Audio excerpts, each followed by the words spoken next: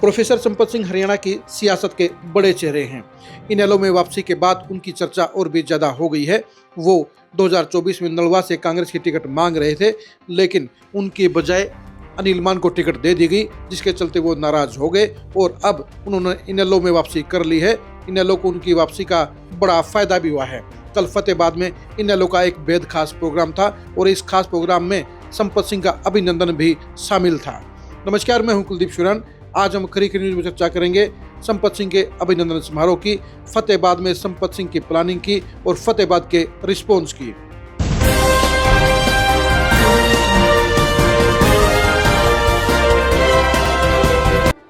संपत सिंह का कल फतेहाबाद में अभिनंदन समारोह आयोजित किया गया। इस अभिनंदन समारोह को कामयाब करने के लिए खुद संपत सिंह और उनके बेटे गौरव संपत सिंह दोनों ही पिछले 15 दिन से फतेहाबाद जिले में डेरा डाले हुए थे।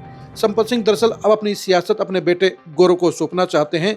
वो 2029 का चुनाव गौरव को लड़वाना चाहते हैं और इसलिए वो नलवा के साथ साथ फतेहाबाद की टेस्टिंग भी कर रहे हैं।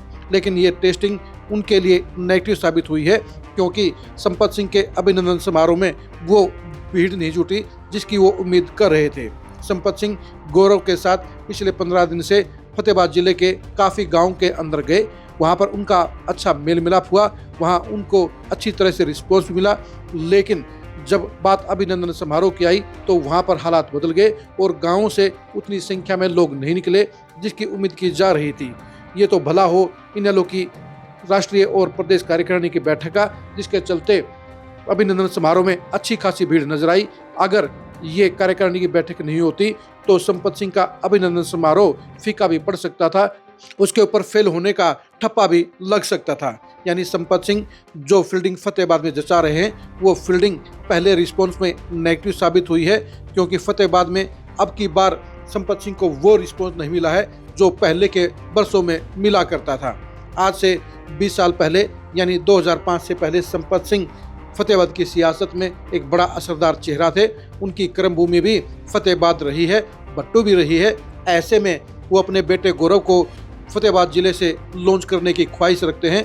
2029 में वो नए परिसमन में नई सीट की उम्मीद भी कर रहे हैं और इसलिए उन्होंने नलवा के साथ साथ फतेहाबाद के अंदर भी अपनी पॉलिटिकल एक्टिविटी लगातार चलाई हुई है। यानी वो नलवा और फतेहाबाद दोनों को ही ऑप्शन के तौर पर देख रहे हैं। वो चाहते हैं कि 2029 में उनका बेटा गौरव विधायक बन जाए। एक पिता होने के नाते उनकी ये सोच बिल्कुल जायज़ है और गौरव संपत भी एक सुलझे हुए युवा नेताओं में शामिल माने जाते हैं, शुमार किए जाते हैं। गौरव का विधायक बनना हरियाणा की सियासत के लिए पॉजिटिव मैसेज कहा जाएगा, क्योंकि संपत सिंह ने पिछले 40 साल में हरियाणा के अंदर पॉजिटिव पॉलिटिक्स करने का काम किया है। ऐसे में उन्हीं की सोच को आगे बढ़ाने का दायित्व गौरव के कंधों पर रहेगा।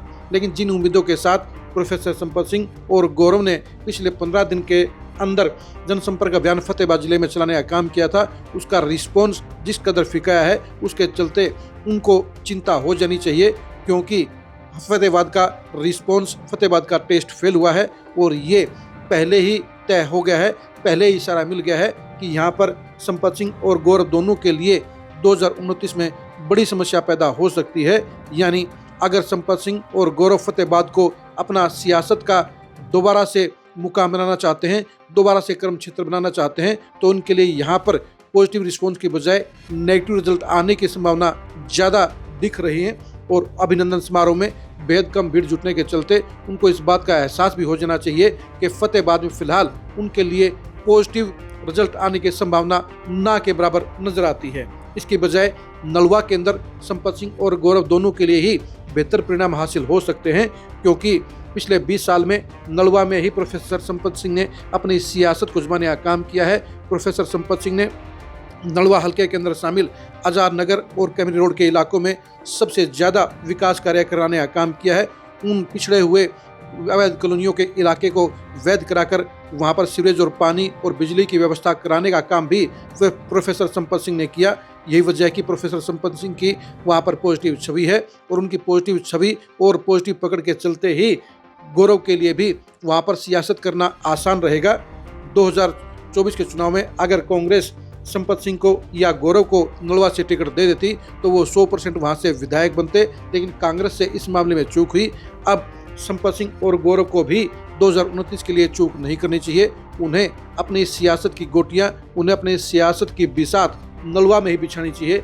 वहीं से गौरव के विधायक बनने की संभावनाएं फतेहाबाद के मुकाबले में 10 से 20 गुना ज़्यादा रहेंगी। अब ये तय प्रोफेसर संपत सिंह और गौरव को करना है कि वो अपनी सियासत का दंगल का आजमाने का काम करेंगे।